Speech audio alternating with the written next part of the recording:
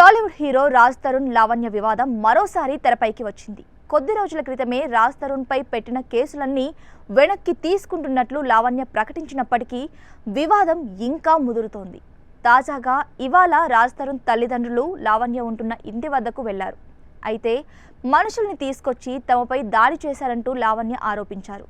ఈ నేపథ్యంలో లావణ్య ఇంటి వద్ద ఉద్రిక్త వాతావరణం నెలకొంది. ఈ ఘటనపై లావణ్య పోలీసులకు ఫిర్యాదు చేసినట్లు తెలుస్తోంది. అయితే తమ ఇంట్లోకి తమను రానివ్వడం లేదంటూ హీరో రాజ్ తరుణ్ తల్లిదండ్రులు ఇంటి బయటే నిరసనకు దిగారు.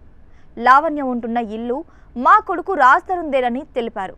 అతను తన సొంత కష్టంతో ఇంటిని కట్టుకున్నాడని, లావణ్య తమను ఇక్కడ ఉండనివ్వడం లేదని తల్లిదండ్రులు ఆరోపిస్తున్నారు. నా కొడుకు సినిమాలు తీసి కట్టుకున్న ఇల్లని వారు ఆవేదన వ్యక్తం చేశారు. సొంత ఇల్లు ఉండి కూడా తాము అద్దెకు ఉండాల్సి వస్తోందని వాపోతున్నారు. ప్రస్తుతం తాము నడవలేని స్థితిలో ఉన్నామని, లావణ్య మా ఇంటిని పాడు చేస్తోందని ఆరోపించారు.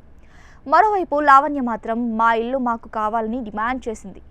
రాజ్ తరుణ్ తల్లిదండ్రులు 15 మందిని తీసుకొచ్చి నన్ను జుట్టు పట్టుకొని ఇంట్లో నుండి బయటకు తీసుకొచ్చారని, ఇంటి ముందున్న సీసీ కెమెరాలు ధ్వంసం చేశారని అంటోంది.